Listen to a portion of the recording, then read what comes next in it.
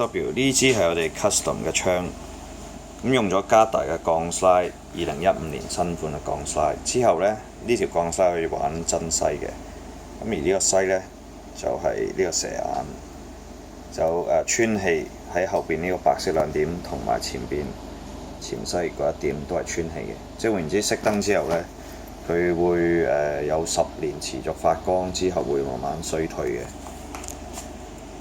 咁轉頭咧會做個射擊測試嘅。咁而家呢個下身咧都用埋加大㗎啦。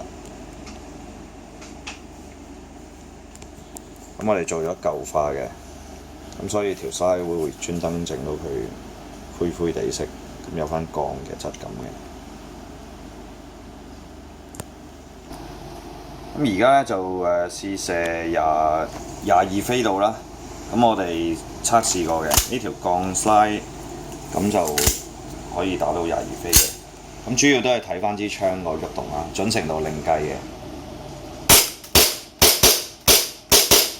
打得好爽嘅，可以側少少影下支槍。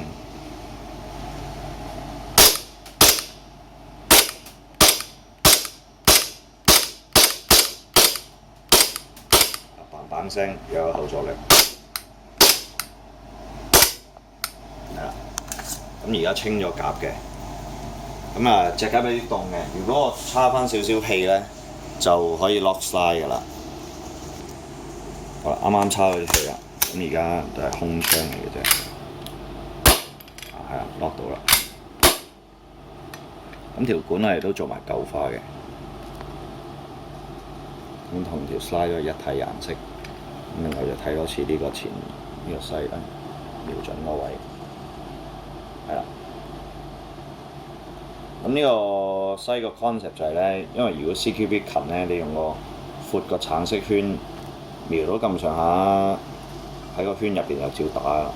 如果佢企遠咗，又睇到4隻牙仔橙色上下左右，咁再對得準啲，咁去瞄嘅。好多謝大家。